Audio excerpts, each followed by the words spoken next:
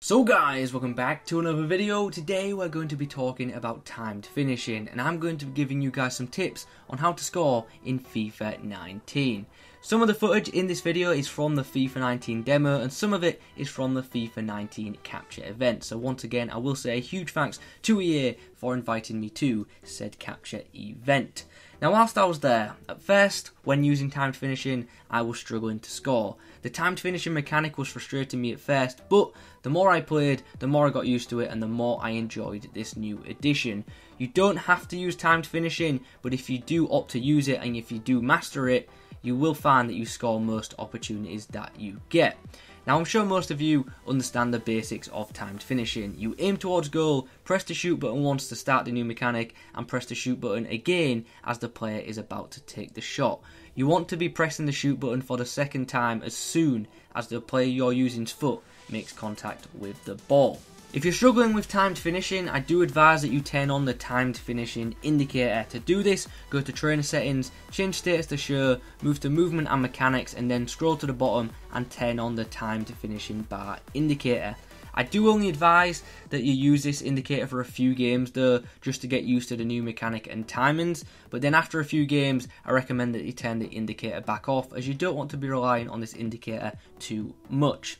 When you're using timed finishing, what you want to be doing is watching the player you're controlling closely. After you've pressed shoot for the first time, you want to be pressing shoot for the second time as soon as the player you're using's foot touches the ball. And if you time it correctly, the player indicator will flash green for good timing. I'm now going to play you guys a clip from the Foot Weekly podcast. This clip features one of the FIFA 19 game producers talking about timed finishing and how you can use the trainer but don't necessarily need to be using it.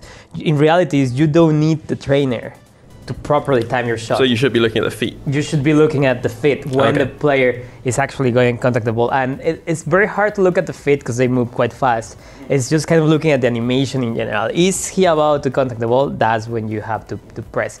So the bar with the trainer helps you to visualize, to learn the mechanic. But once you know it, you don't really need that. If you can just request your shot like in all FIFAs, like just press shot once and he will have a normal shot like FIFA 18, no difference.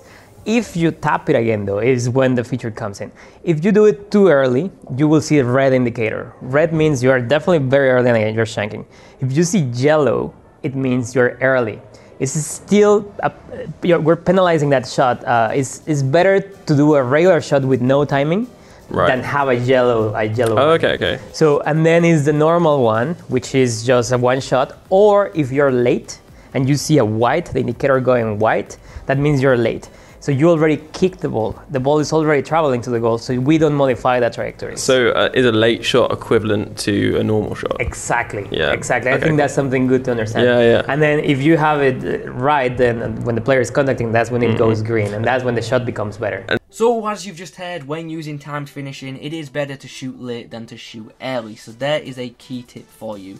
Shooting early is normally going to result in a shot going wide, but when shooting late, there's still a chance the shot could be on target, and thus there's a chance the shot could still end up in the back of the net. So don't panic when using timed finishing.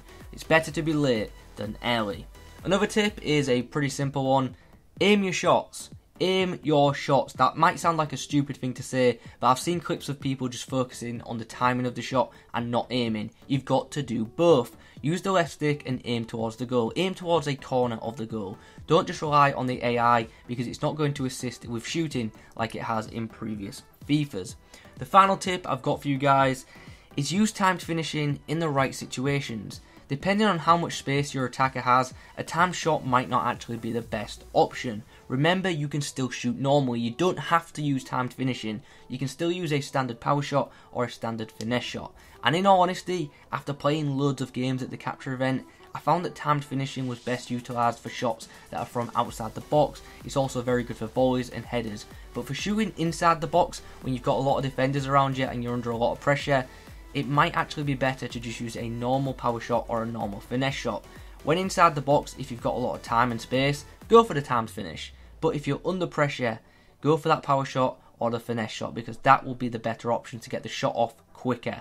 Timed finishing, of course, will allow you to score better looking goals, but remember, A good looking goal is worth just as much as a poor goal, so don't go out of your way to do a timed finish when you can score with a simple shot. I think the key thing to take away from this video is that you don't have to use timed finishing for every single shot. People seem to be just using it for the sake of using it. It's not a requirement, remember that. It's also worth noting, of course, that timed finishing can be turned off, but I wouldn't advise doing that. You should take the time to learn this new shot type because it will make you a better FIFA player in the long run. Anyway guys, we're coming to the end of the video now. If you have any questions regarding timed finishing, put them in the comments and I'll try to answer any questions you have to the best of my ability. If you could leave a like on the video, that would be awesome. And just before you go, in the description below there is a link to the FUT Weekly podcast. If you like listening to podcasts and you're into FIFA, it's definitely worth checking out. As you've heard in this video, the FUT Weekly podcast guys do produce some good informative content. Anyway, thanks for watching. I will catch you guys in the next one.